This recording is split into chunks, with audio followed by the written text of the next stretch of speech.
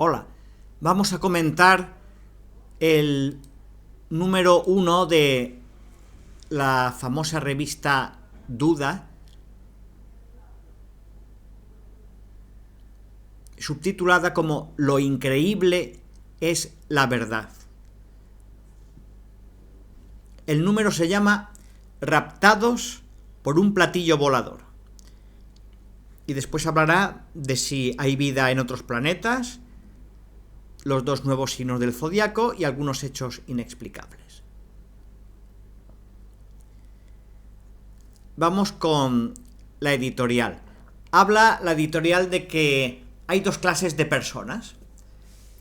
Las personas que cuando se encuentran algo nuevo, pues cierran los ojos, no quieren saber nada, y las personas que, al contrario, abren los ojos, no tienen ningún miedo, incluso tienen fascinación por esto. Pues esta revista dice que está dedicada a los segundos, a los que no tienen miedo de mirar, pues por ejemplo, al fondo del espacio sideral, a ver qué puede haber allí, o en la Tierra, pues a las profundidades de la Tierra, o a las profundidades del mar. Habla de que la revista Duda no es un cuadernillo de ciencia ficción. O sea, todo esto tiene base verídica. No es un relato de, mira, este autor, este dibujante se ha inventado ahí un guión. No, va a estar todo con viñetas como si fuera una historieta y un cómic, pero se basa en hechos reales. Y va a tratar pues de misterios. ¿De qué campos? Pues de las ciencias físicas, cosas que no pueden ser físicamente, o de las ciencias naturales, pero también misterios de la historia, misterios de la antropología del hombre, de las razas humanas, de cómo surgió el hombre en la Tierra, misterios de la biología, del cuerpo humano, del cuerpo de los animales, misterios de la investigación espacial, que nos podemos encontrar por ahí fuera, misterios de la arqueología, de lo que se ha encontrado, los restos de civilizaciones antiguas, que a veces pues son misterios que no comprendemos y son apasionantes. Y misterios de la psicología, cómo funciona el cerebro humano y si tiene capacidades especiales. Y dice que, hombre, aunque son casos todos reales, pero que habrá cierta libertad literaria para configurarlos como una historieta agradable de ser leída, ¿no? Llenando a lo mejor huecos que no se conocen del todo, qué dijo esta persona que el otro, pero el autor lo imagina, pero todo basado en un hecho real. Pero en la parte esencial dice que no van a ser alterados. Y que están tomados pues de publicaciones serias, escritores serios, publicaciones autorizadas y prestigiosas. Bueno, pues vamos con la primera narración visual. Aquí vemos al Sputnik y dice que fue lanzado este satélite artificial, que es el Sputnik I, el 4 de octubre de 1957. Y ese era el primer paso del hombre para la conquista del espacio, internarnos con una máquina por ahí fuera. ¿Qué pasa? Que el gran paso de gigante fue el 20 de julio de 1969, cuando pisamos la Luna, dos representantes de la Tierra que fueron Neil Armstrong y Edwin Aldrin. Aquí lo vemos, la silueta, la viñeta, el módulo lunar famoso. Y este es el Saturno V, el cohete en el que fueron. Dice que pesa como 40 aviones jet de pasajeros. y lo pinta al lado de esta torre, que es la torre de la Latinoamericana en México, que tiene 40 pisos. Pues para comparar el Saturno V con esta torre, que prácticamente es de la misma altura, y tiene 40 pisos este edificio. Bueno, pues aquí tenemos ya a la nave espacial Apolo 11 ya saliendo. Alcanzó la velocidad para salir del campo gravitatorio terrestre, de la atracción de la Tierra, y que pudiera salir, porque si no caería. Pues alcanzó la velocidad de casi 40.000 kilómetros por hora.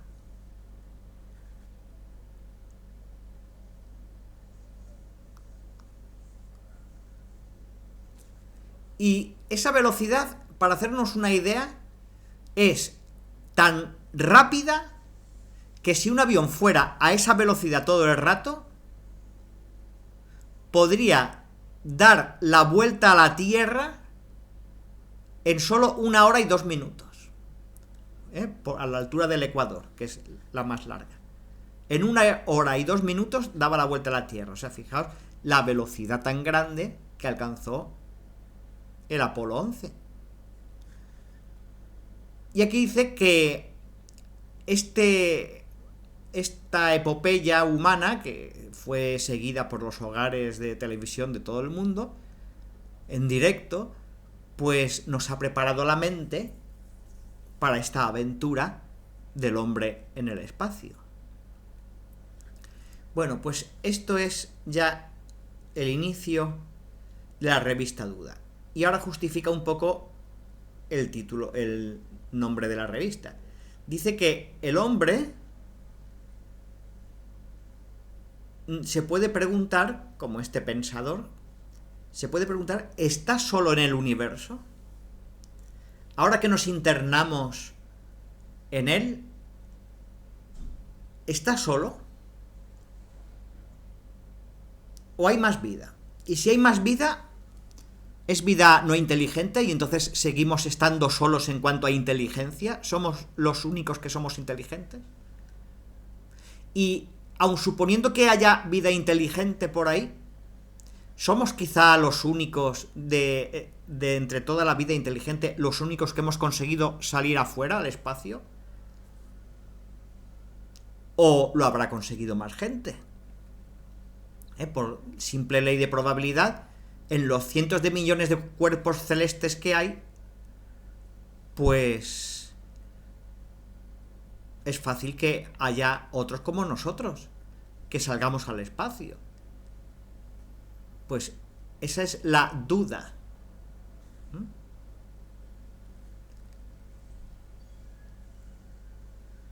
¿Habrá otros seres inteligentes que hayan evolucionado hasta ser astronautas?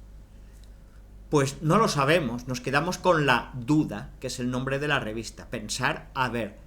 Pero hay que suponer que si acaso la contestación es sí, pues a lo mejor han venido ya a nuestro planeta.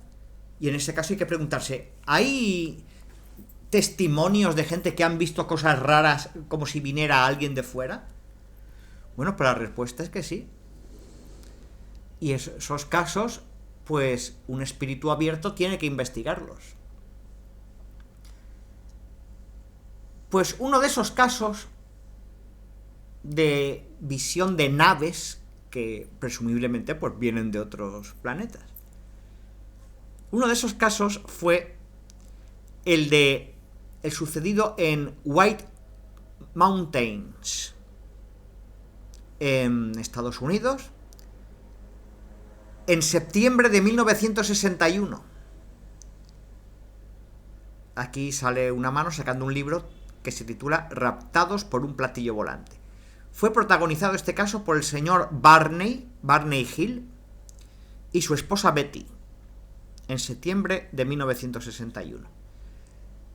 Y aquí pues cuenta la historia en plan de cómic, metiendo otros personajes paralelos que van investigando, para que sea atractivo el cómic, no simplemente contar la historia de lo que pasó y ya está. porque hay una revista americana muy conocida que se llama Look, que aunque esto pasó en 1961, pero en 1966 pues sacó 2 reportajes y además escribieron libros. Entonces, claro, pues aquí se ven, este es un investigador, el ayudante, y este es un periodista, que este ayudante pues le gusta mucho las cosas de los ovnis, el investigador jefe es más escéptico, y entonces pues le va preguntando de qué opinión tiene sobre los artículos de esa revista. Y le dice, deja ya de leer tonterías. Este pues no se fía. Le pregunta si está seguro de que son tonterías, dice que por supuesto. Y le pregunta para que le apoye al periodista que va con ellos en el coche. Y este periodista pues le dice, pues mira, casualmente por donde estamos pasando, desde Quebec en Canadá a Boston en Estados Unidos, pues por ahí pasó ese caso. Y dice que hace no mucho tiempo que pasó, estamos en el 66 y esto es del año 1961 cuando pasó. O sea, el cómic se desarrolla en 1966 y los hechos son de 1961. Dice que todo el país que estuvo pendiente de eso, que organizó gran alboroto, pero que nadie encontró una explicación satisfactoria. Bueno, pues paran a comer y entonces le dice el periodista que si quiere que lo puede poner en contacto con el autor del artículo en la revista Look. Y dice que sí, que no hay inconveniente, que le gustaría conocerlo para hablar con él. Y el ayudante pues dice que sí puede ir. Le pincha un poco al científico para que vaya, como diciendo, así, si es un engaño, pues puede usted encontrar que lo es. Entonces, como él está convencido que es un engaño, dices, pues claro que sí, lo voy a encontrar. Ya veréis cómo me doy cuenta de que es todo mentira o una confusión. Bueno, y aquí ya están con el autor del artículo en la revista Look.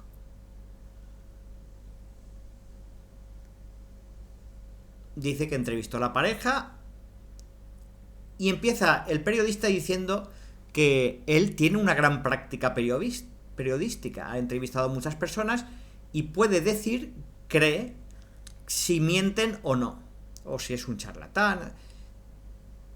Y dice que el matrimonio Hill pues le causó la sensación de una honestidad absoluta. Es más, estaban llenos de pánico cuando contaron lo que les pasó. Dice que es una experiencia espantosa. Dice espantosa porque tampoco saben mucho los que le preguntan. Y ahora ya empieza a contarla. Dice, aquí ya vemos al coche del matrimonio Hill. Estamos en septiembre de 1961. Atraviesan la zona conocida como White Mountains en los Adirondacks. Y se dirigen, porque acaban sus vacaciones, pues se dirigen a New Hampshire, que es donde vive este matrimonio. Y de repente la mujer ve un punto luminoso. Esta es la luna, pero ve un punto luminoso que es pequeño, pero que se mueve con gran rapidez. Se lo dice al marido y él pues dice, eso será una ilusión óptica, como nos estamos moviendo con el coche, pues parece que se mueve. Pero la mujer dice, no, es que además su tamaño está aumentando, y además que se dirige a nosotros. La ve muy alterada, le dice que se calme, y una perrita que estaba ahí en el coche, pues también se pone muy nerviosa. Y dice la mujer, mira, es que no soy yo sola, es nuestra perra. Total, que el hombre para, baja del auto y se convence de que sí, de que hay un punto luminoso que se está moviendo. Pero claro, apela a la racionalidad y dice, será un satélite artificial o una avioneta, y sigue en el camino. Sigue en el camino y dice, ¿sigues viendo el punto luminoso? Sí, sí, está ahí, y además es que te digo que nos está siguiendo.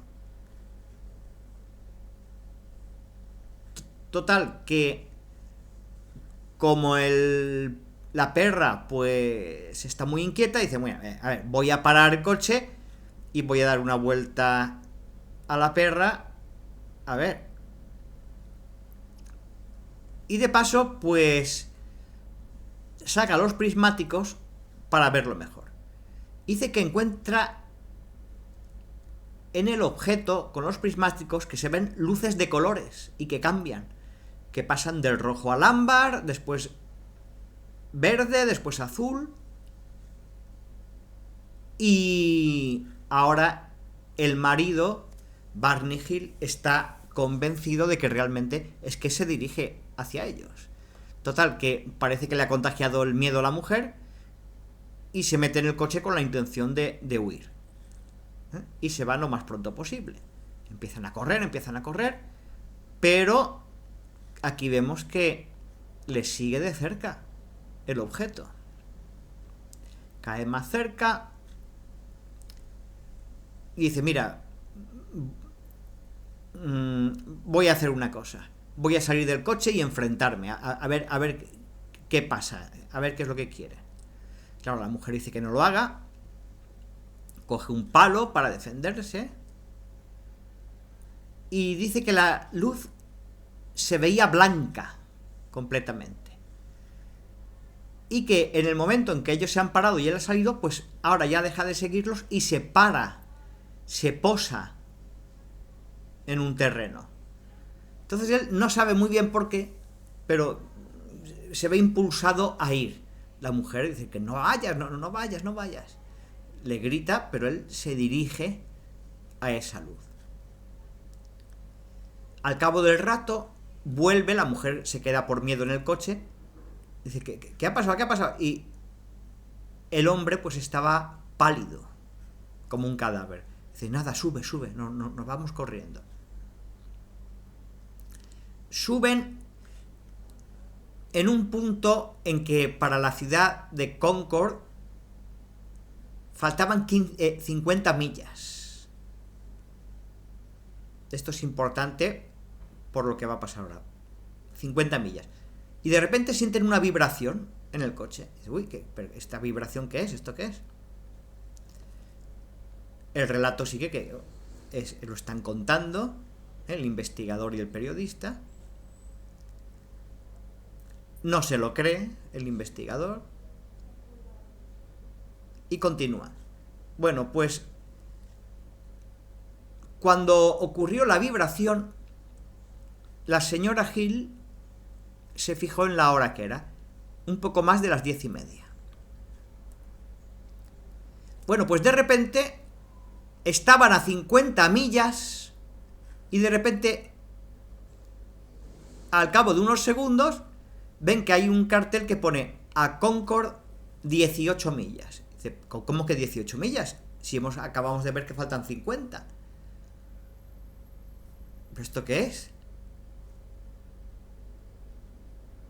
No pudimos recorrer 32 millas en tan poco tiempo. Y entonces la mujer resulta que mira el reloj, porque cuando habían visto que faltaban 50 millas para Concord, eran un poco más de las 10:30. Y ahora mira el reloj y son las 10:37. Es decir, que como si el reloj pues se hubiese parado. Dice que se ha parado el reloj, que mire el suyo, a ver si va bien, y el suyo también se ha parado. O sea, o marca por lo menos la misma hora, como si en un segundo se hubieran transportado de distancia de 50 millas a la ciudad de Concord a distancia de 18 millas. Y justo cuando la vibración. conectan la radio y son las 12:42. Ah, pues entonces ellos tienen horas como de las 10:30. O sea, es como si hubieran recorrido esas 32 millas instantáneamente, pero transportándose en el tiempo al momento en que tendrían que estar allí, que son las 12:42. Sin embargo, como ellos han sido transportados en el tiempo y en el espacio, su reloj marca todavía la hora de cuando empezó ese viaje, las 10:30. O sea, que han sido transportados en el espacio, pero también en el tiempo, al tiempo que les correspondería estar allí.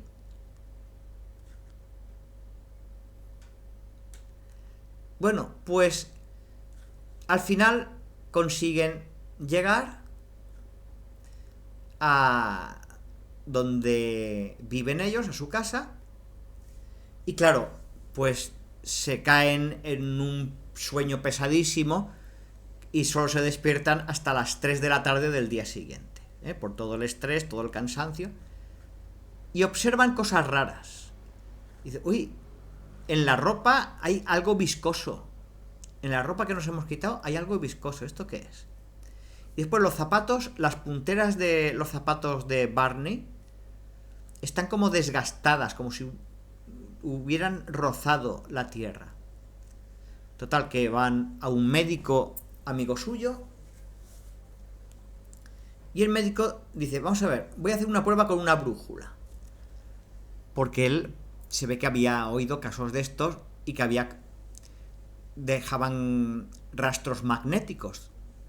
Entonces, con una brújula se acerca al coche y resulta que la parte trasera del coche está como magnetizada. O sea, la brújula, la aguja se mueve. Y encuentra en la parte trasera unas manchas redondas y brillantes, y que cuando acerca ahí la brújula es cuanto más se mueve la aguja. O sea, magnéticas. Total, que dice, esto es una cosa seria, vamos, como ha sucedido en el aire, pues se van a la Fuerza Aérea a preguntar a ver qué pasa. Le recibe un militar, pero se muestra un poco reacio, dice que se le quita importancia, dice que no es el primer caso de este tipo con el que se topan, y le recomienda que mejor nos olvidamos de este tema, Claro, la mujer se queda, ¿cómo nos vamos a olvidar? Bueno, regresan a su casa y el hombre pues empieza a enfermar. La presión arterial le sube, tiene graves desequilibrios nerviosos. Y ya el colmo es que encuentra en su bajo vientre unas verruguitas que le han salido, pero formando un círculo perfecto. Acude a un médico de la localidad para que le trate más que nada estos síntomas físicos. Él se los trata, pero dice, bueno, y respecto a este nerviosismo que tiene usted y lo que me está contando, pues mire, esto mejor le derivo a un psiquiatra, amigo mío. Va a un psiquiatra y cuando se entera de qué es, pues le dice que mejor que él que vaya a un famosísimo psiquiatra y neurólogo que había dirigido durante la Segunda Guerra Mundial el centro psiquiátrico militar mayor que había en Estados Unidos. O sea, muchísima experiencia. Y dice que al final tuvieron que ser tratados tanto el hombre como la mujer.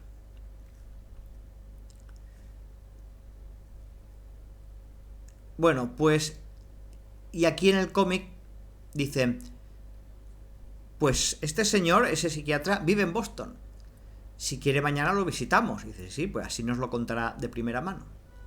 Y aquí ya se entrevistan con él. Y les dice, Pues yo cuando traté a estos pacientes no sabía qué les había pasado. Y les traté con mi sistema favorito, la hipnosis. Les hipnoticé, ellos hablaron y van a escuchar ustedes qué dijeron, porque lo grabé en una cinta. Saca la cinta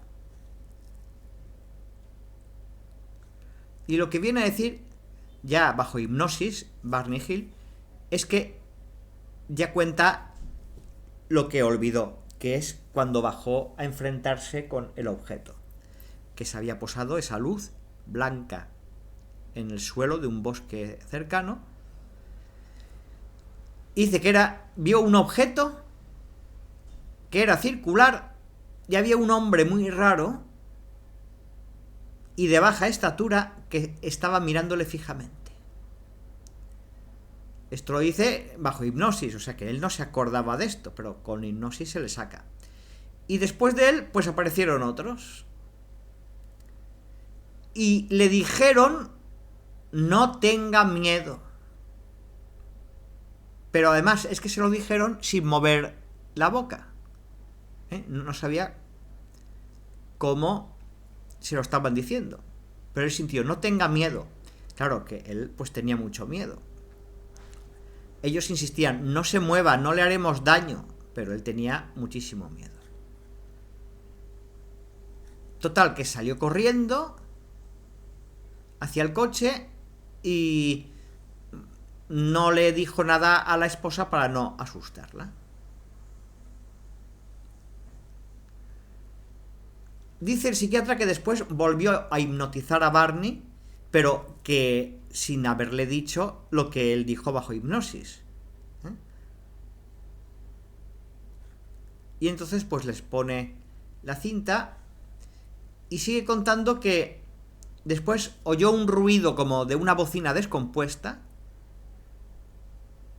y resulta que en la carretera, ya no donde se paró este objeto, sino en la misma carretera, volvió a ver a los mismos hombres. Pero ahora desprendían luz. O sea, ellos de su cuerpo desprendían luz. Total, que el hombre frena, baja del auto, dice que estaba débil pero no estaba asustado. Y tenía la sensación de como si le arrastraran por el suelo. De ahí se puede explicar lo de las punteras de los zapatos. Y sintió mucho frío en su bajo vientre. Y de ahí se puede explicar el círculo de las verrugas. Dice que había mucho silencio y que perdió el conocimiento. Y después se despertó ya conduciendo el coche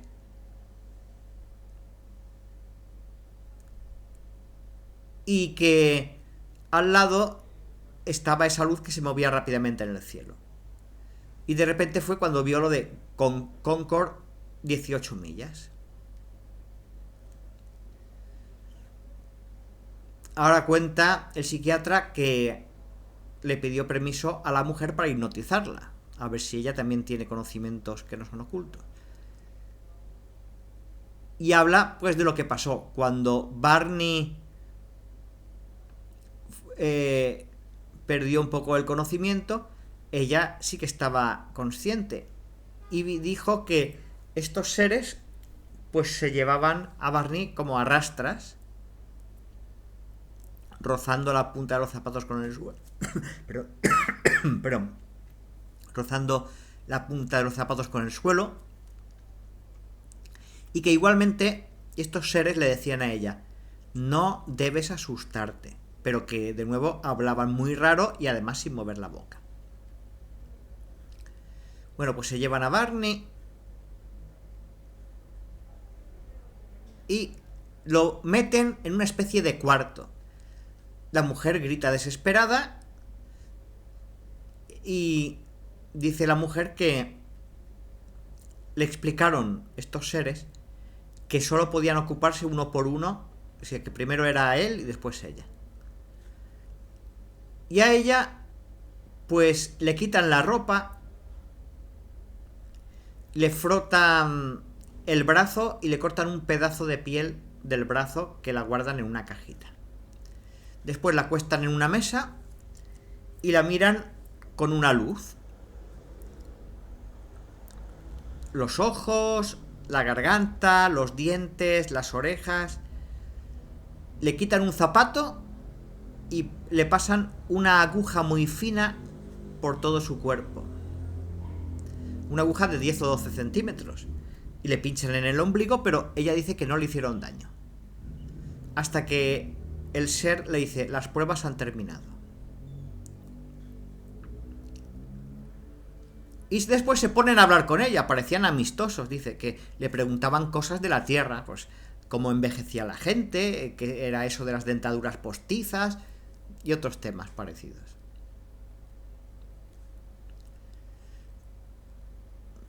Eso es bajo hipnosis.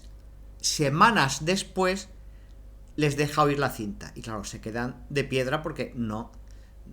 Eso no lo recordaban. Dice, ¿hemos dicho eso nosotros?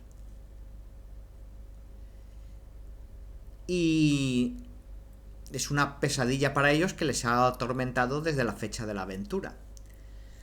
Pero ha dado resultado en cuanto a terapia, porque Barney pues recobró la tranquilidad cuando ya fue consciente de todo esto, y ya dejaron de ver al psiquiatra y no quieren hablar con nadie porque no les gusta la publicidad.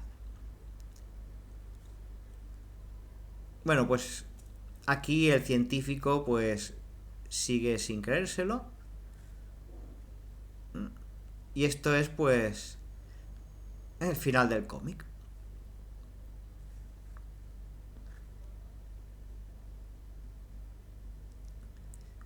Ahora vienen algunos artículos. El primero habla de ¿existen otros mundos habitados? Y habla de que en 1970 hemos recibido una prueba de que a lo mejor existe vida en otros planetas, porque en 1970 cayó un meteorito en Australia y fueron identificados aminoácidos, que son constituyentes de las proteínas. Entonces es la primera prueba de que por ahí fuera pues hay bioquímica como la que hay en la Tierra.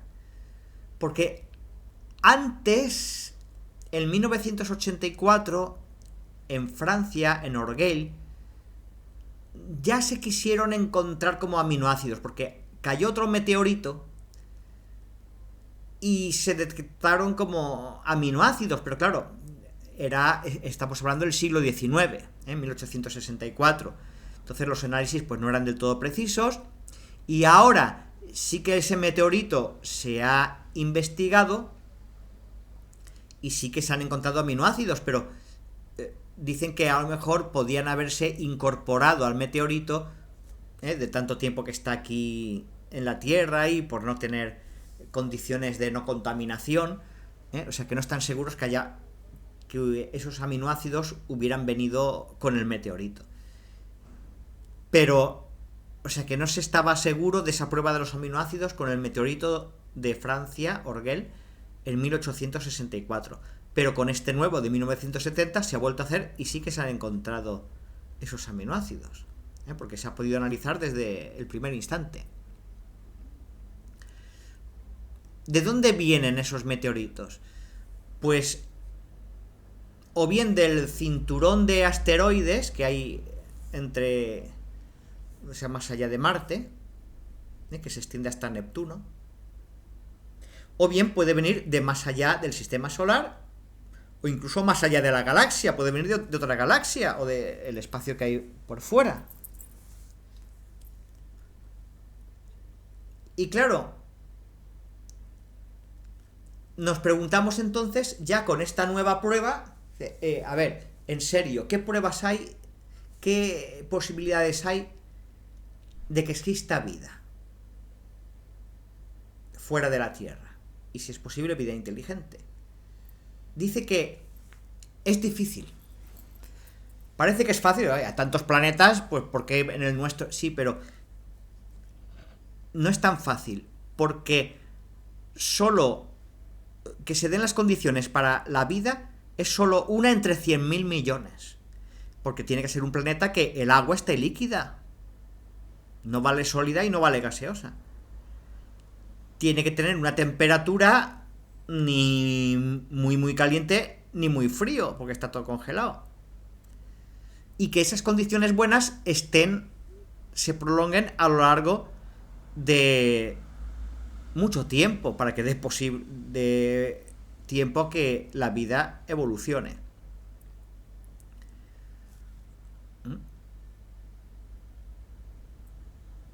Pero a pesar de que es tan difícil y hay tan pocas posibilidades de encontrar un planeta así, pero es que hay tantos millones y millones de planetas que por fuerza tiene que existir alguno donde haya coincidido también eso.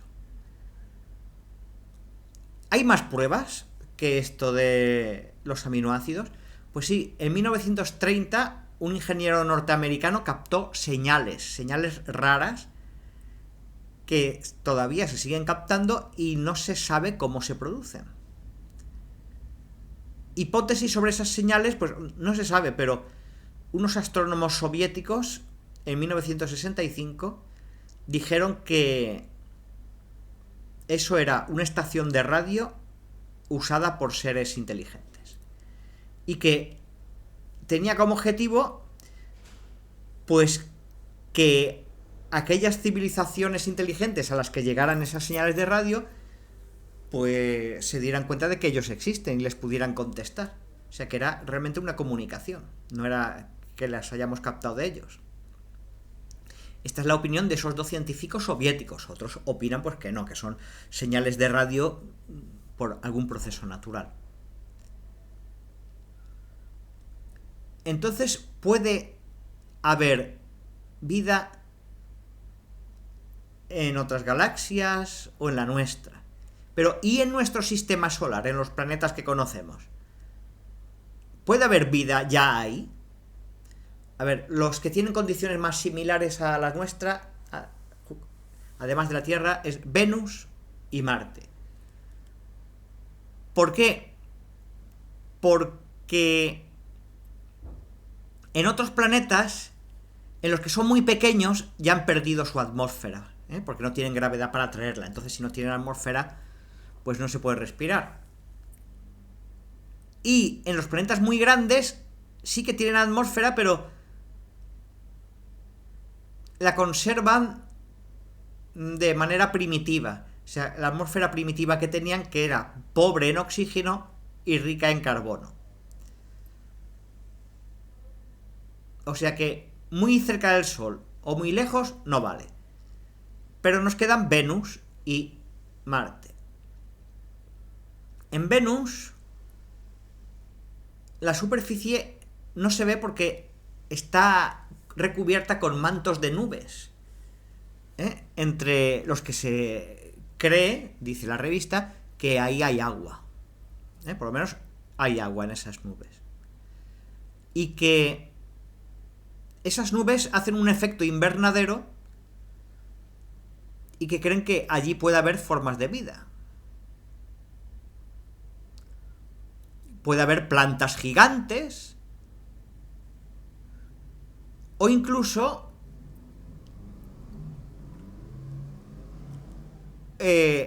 una civilización.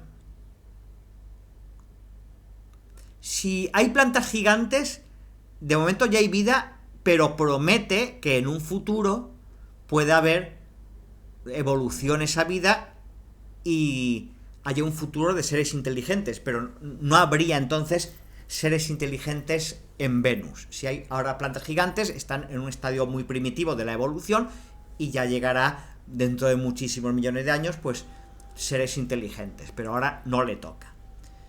Pero hay una teoría que dice que puede haber una civilización debajo de las nubes de Venus, inteligente, y mucho más avanzada que la nuestra. ¿Por qué? Porque como Venus es más pequeño que la Tierra, un poco más pequeño, pues llegó antes a solidificarse, nosotros tardamos más. Por lo tanto, el proceso de la evolución llevaron ventaja, empezaron antes. Entonces, si nosotros estamos en este punto y todos evolucionan por igual, más o menos, pues su evolución ya lleva bastante más tiempo en esa carrera. Luego, su civilización tiene que ser más avanzada. Y Marte. Bueno, Marte está lleno de enigmas. Dice que se ven canales,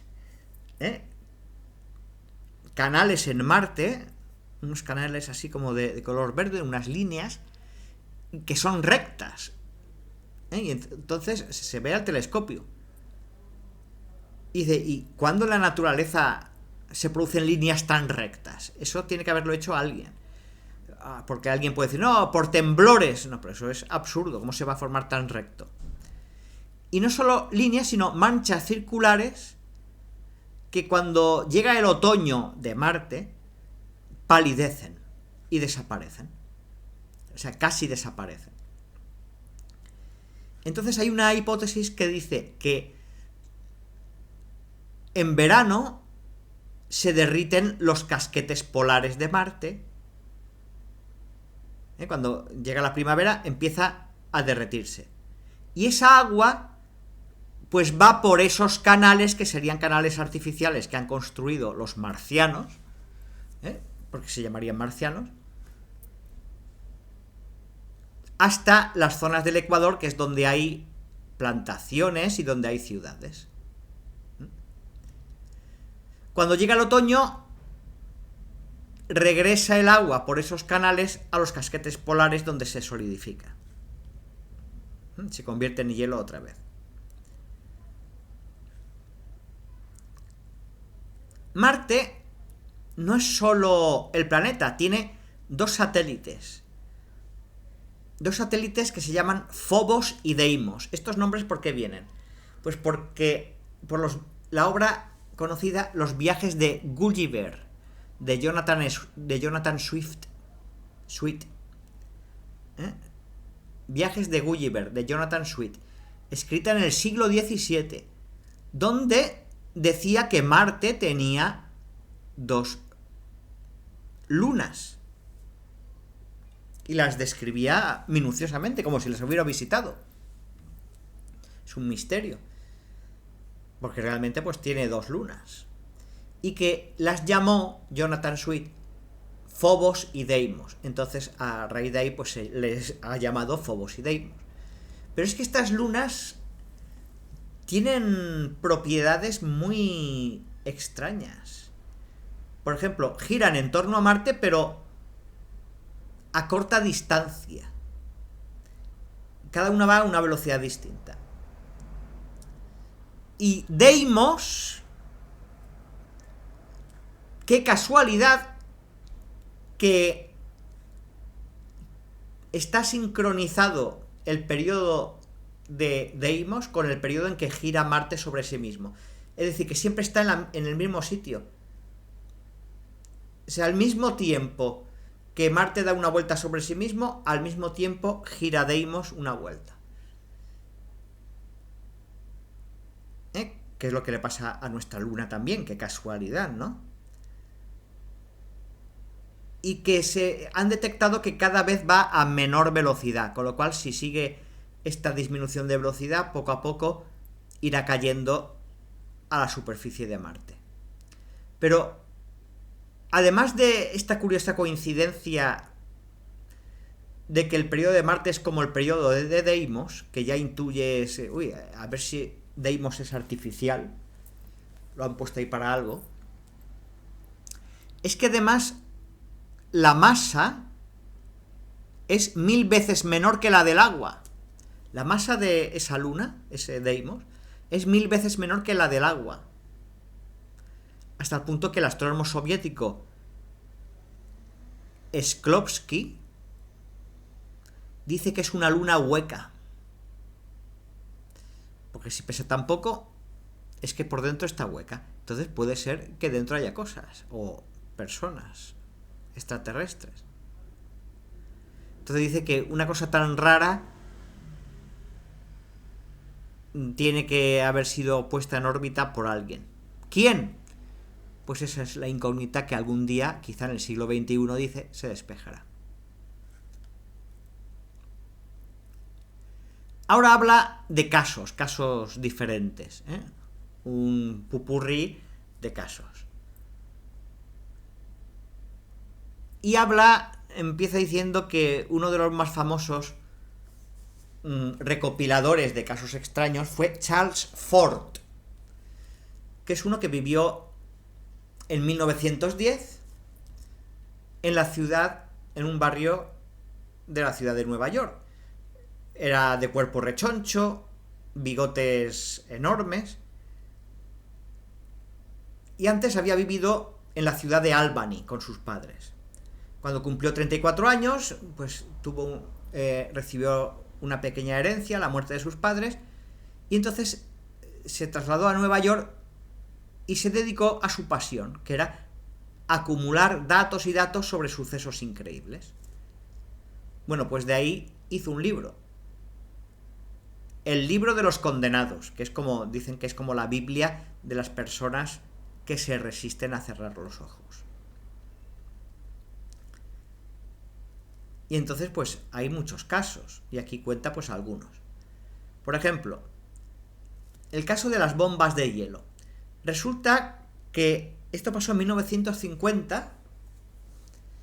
Edward Latham, un pastor de Inglaterra, en Somerset, pues se despierta por la noche porque su perro está ladrando. Pero él no ve nada raro, parece todo tranquilo. Total, que se vuelve a acostar, dice, no sé por qué ladra el perro. Pero de nuevo empieza el perro a ladrar y dice, bueno, yo no veo nada, pero mira, como ya está cercano la hora en que me tengo que levantar, pues venga, ya me levanto y empiezo las tareas del día. Y se encuentra con un cordero de los que tenía él, que tenía una espantosa herida en el cuello, un corte. Y también encuentra en el suelo, hundido en el suelo, un bloque de hielo, un bloque de 7 kilos. Como si hubiera caído del cielo y se hubiera incrustado ahí. Pero no solo ahí. Resulta que después empieza a investigar y en los campos cercanos hay otros pedazos de hielo como ese, duro, transparente, y hasta en el camino que va al pueblo. Dice que nunca había visto nada parecido.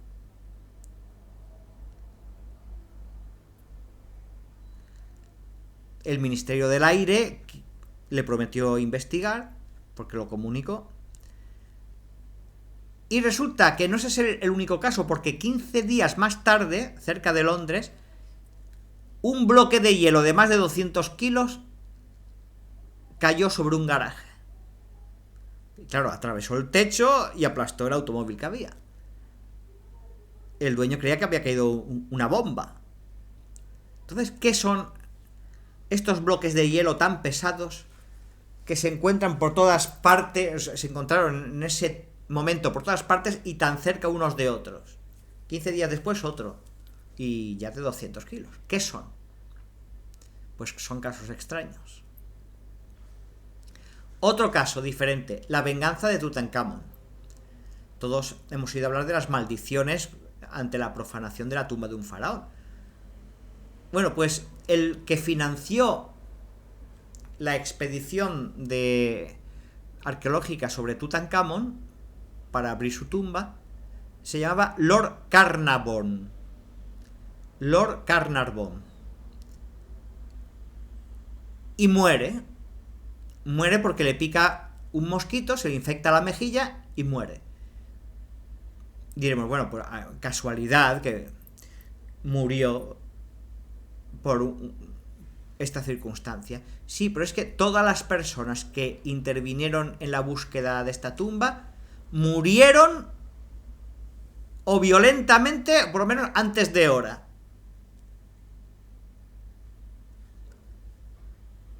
Y ya el colmo fue cuando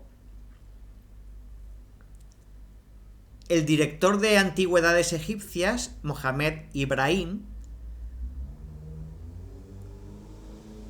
que estaba en Londres, perdón,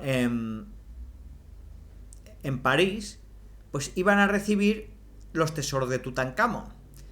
Y este director de antigüedades egipcias tuvo un sueño que le decían que no puedes enviar fuera de Egipto los tesoros de Tutankamón, no lo hagas. Y él lo comenta con sus colegas franceses, que son los que iban a recibir los tesoros y a los cuales se los iba a mandar, pero los delegados franceses querían hacer una exposición en París y necesitaban esos tesoros, así que se rieron, sí, hombre, claro, no le quitaron importancia.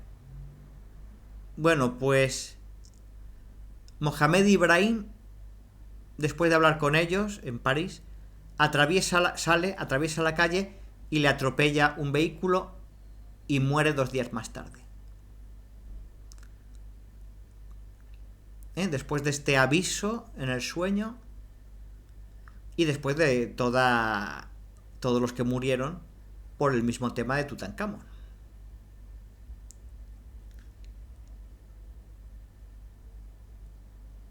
Bueno, pues otro caso. Globos o nubes. En 1898, ya al borde del siglo XX, un corresponsal de la revista Nature, Naturaleza, ve en la ciudad alemana de Kiel, en el cielo, un objeto. Era ancho, como un arco iris. Dice que permaneció brillando durante unos minutos y luego da un brinco, se vuelve a quedar parado y desaparece, está 8 o 10 minutos más y desaparece. Eso pasa en 1898. ¿Eso qué es? No parece un objeto, se parecía como más semejante a una nube, pero una nube no hace eso. Otra nube rara. En 1912, en Inglaterra, Warmley es una ciudad. Pues en Warmley empiezan a ver los habitantes en el cielo como un avión muy iluminado. Y se fijan mejor y es una bola de fuego que tiene 3 cabezas.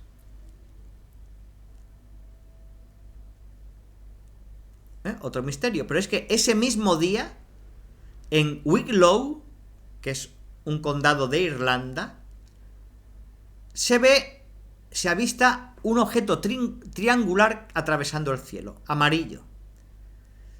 Y se parecía como la luna cuando está en cuarto creciente, pues esa forma. Y atravesaba el cielo, pero va yendo lentamente. O sea, tardó 5 minutos en perderse detrás de una montaña. O sea, lo atravesó lentamente. Un periodista lo vio y reportó la noticia, pero dijo que era un globo que se había escapado. Pues eso fue el mismo día de 1912. Mientras en Warmley se veía ese avión, lo que creían que era una especie de avión, muy iluminado, y en Irlanda, en Wicklow, pues este objeto triangular parecido a una luna. Pero es que ese mismo día, en Canadá, en Featherstone, hay un meteorólogo que ve en un objeto en forma de pera surcando el cielo. Él pensó, debe tratarse de una nube de forma extraña. Pero es que, primero, la forma extraña de la nube. Pero después, ¿cómo corre si no hay viento? Y después desaparece. ¿Qué era esa pera? ¿Qué era ese objeto triangular parecido a la luna? ¿Y qué era esa bola de fuego de 3 cabezas? Y todo en el mismo día. y en zonas muy cercanas en el globo. Pues no se sabe.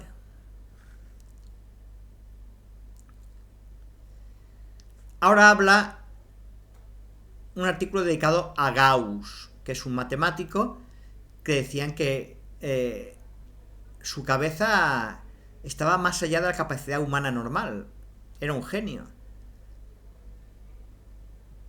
Pero un genio diferente a los demás genios. Por ejemplo, Ludwig van Beethoven fue un genio, un compositor genial que se quedó sordo a mitad de su carrera y aún así consiguió componer música. Aristarco de Samos, un griego del siglo IV a.C., calculó la distancia de la Tierra a la Luna con un error de solo el 3%. Mozart, otro genio. Pero tanto Mozart como Beethoven eran hijos de músicos. Pero es que Gauss, el matemático, no tenía antecedentes, nadie le enseñaba matemáticas, y él mismo aprende matemáticas no se sabe de dónde. O sea, y hacía los cálculos más complicados con la mayor facilidad. Es del siglo XIX, el mayor matemático del siglo XIX y tal vez de todos los tiempos. Se llama Carlos Federico Gauss, que es este del dibujo. Dice que la obra suya solo puede ser comprendida por unos cuantos y que no se logra explicar cómo hizo lo que hizo, cómo llegó a los resultados que llegó, que requieren una cantidad de trabajo tan grande que un hombre normal hoy en día no podría hacerlo en lo poco que dura una vida. Bueno, pues anécdotas de Gauss, además de todo lo que hizo, que es una mente rara, a ver si es un mutante. Un mutante es que experimenta un cambio hereditario que no es normal en la humanidad y entonces pues está como mejor adaptado, que es lo del origen de las especies de Darwin. De repente sale alguien, un mutante que está como mejor adaptado, mucho más inteligente o lo que sea. Pues a ver, anécdotas de Gauss. Cuando tenía 3 años ya sabía leer y contar, que alguno dirá, bueno, pues no puede ser, ¿no? A los 3 años pues es un poco pronto, pero que sepa leer, o sea, no solo hablar, sino leer y contar, pues a lo mejor a alguien muy inteligente le enseñan y puede conseguirlo. No, pero es que a él nadie le había enseñado. A los 3 años, sin que nadie le enseñe, sabe hablar, por supuesto, pero ya empieza a leer y a contar. Y nadie le había enseñado. Otra anécdota es que su padre, que era un contratista de obras, estaba haciendo unos cálculos y tenía al hijo de 3 años sentado en las rodillas. Y el hijo Gauss estaba mirando fijamente las cuentas del padre. Y de repente el niño lo interrumpe al padre y le dice, esto está mal. Y encima coge el lápiz y escribe el resultado exacto. Y nadie le había enseñado, simplemente de fijarse en lo que hacía el padre.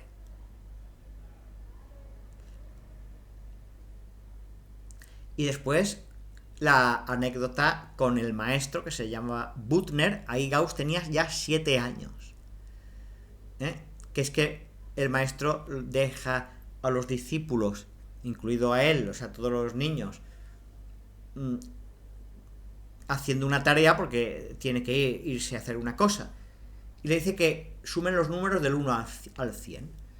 Y entonces el maestro Gauss enseguida dice 5050. Dice, es imposible que lo hayas hecho tan rápido, dice el maestro. Dice, no, porque es que he sumado el 1 con el 100, 101. El 2 con el 99, 101 también. El 3 con el 98, 101 también. O sea, todos los números del 1 al 100 se pueden agrupar en parejitas que suman todos 101. ¿Y cuántas parejitas de esas hay? 50. Pues 50 por 101 son 5050. O sea, lo había sacado así. A los 7 años.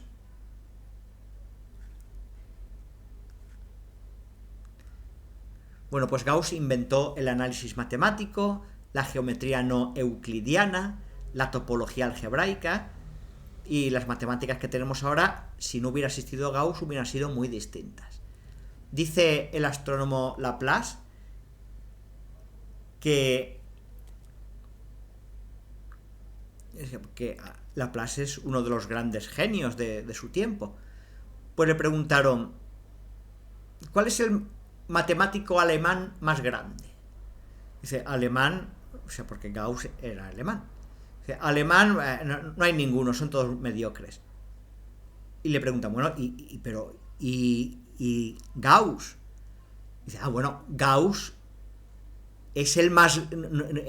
No lo he citado porque no es el más grande de los matemáticos alemanes. Es el más grande del mundo. Eso es que no hay con quién compararlo. Eso se deja aparte. Bueno, y terminamos con un artículo dedicado a la astrología.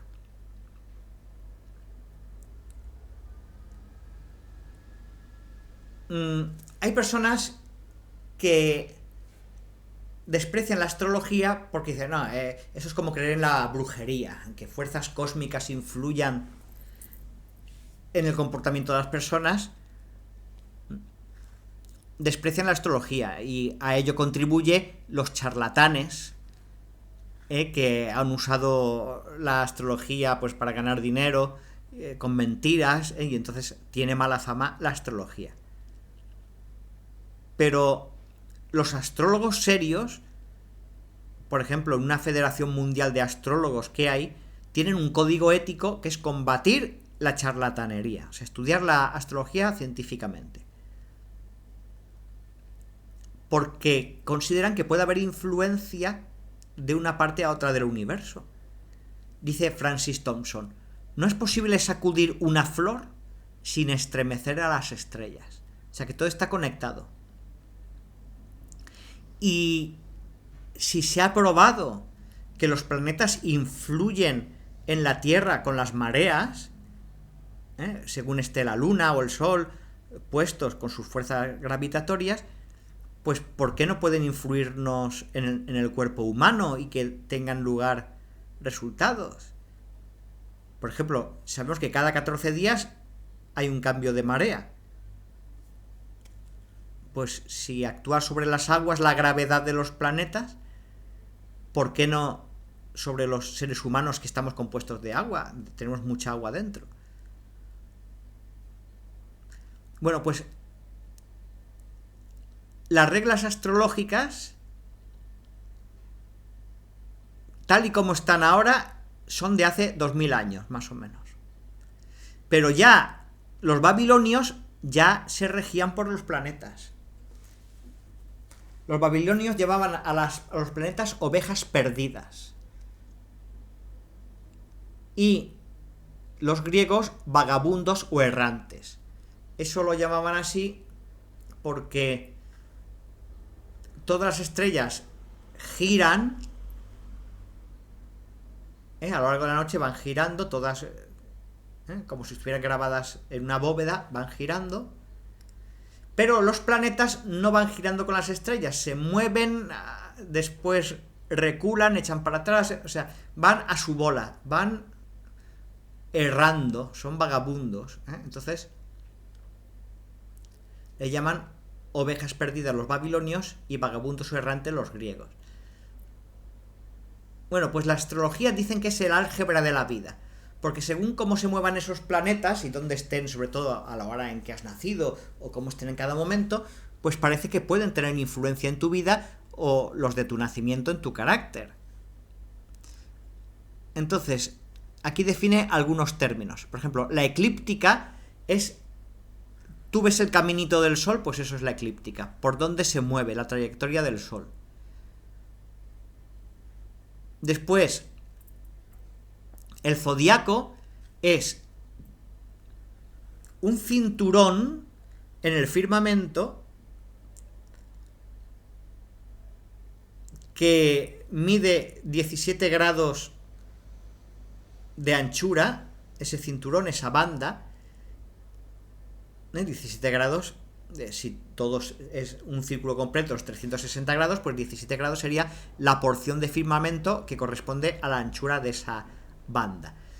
Pues en esa banda, que se llama el zodiaco, pues hay constelaciones, que son Aries, y por ahí es por donde transitan los planetas, todos menos Plutón, que es más raro. Bueno, pues ese cinturón lo han dividido en 12 sectores de 30 grados cada uno.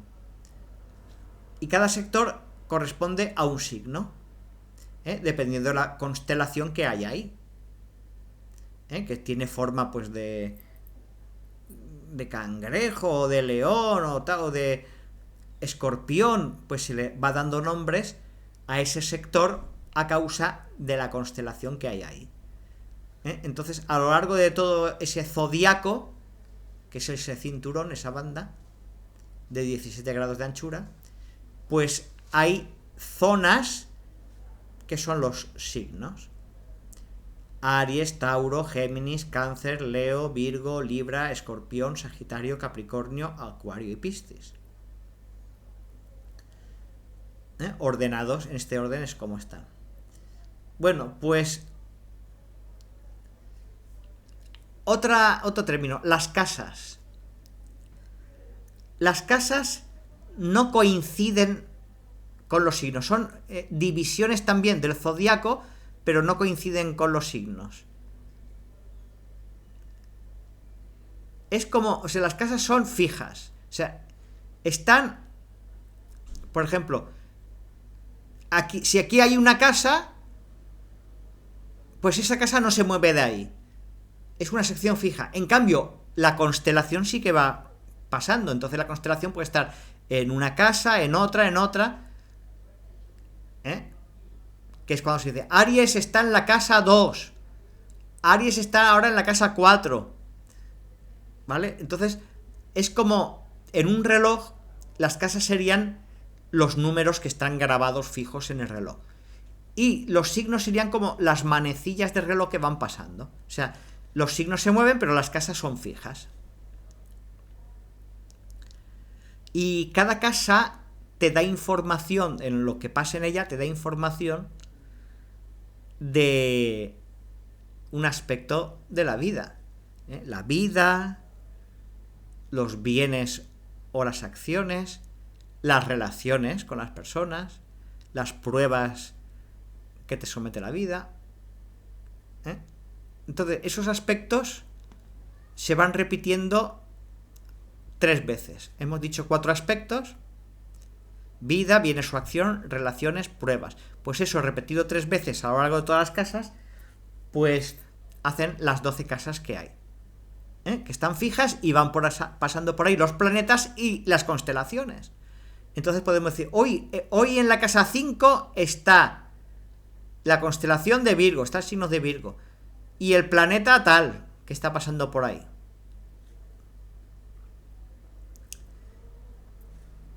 Hay otra cosa que es el ascendente. El ascendente es a una hora determinada qué grado de la eclíptica está surgiendo por el horizonte, por el este, que es donde amanecen las cosas. Las estrellas, el sol, todo sale por el este. Pues a esta hora determinada de este día determinado, ¿qué grado de la eclíptica estaba saliendo por el este? Y sale pues un signo. Pues ese signo es tu ascendente, que es tan importante o más que el signo, como el signo solar. El signo solar es el signo donde estaba el sol el día que naciste, pero el ascendente es la eclíptica, qué grado de la eclíptica está saliendo a la hora que naciste. Pero hay que saber la fecha, la hora y el lugar, y se calcula el ascendente con unas complicadas operaciones matemáticas que primero tienes que sacar el tiempo sideral y después ver qué signo corresponde a esa hora, a ese lugar y esa fecha. Y entonces pues ya en cada casa se miran lo que se llaman los aspectos del horóscopo. Es decir, qué planeta hay, en qué casa y qué relaciones hay. Eso ya se llaman los aspectos. Bueno, pues aquí termina la revista Duda.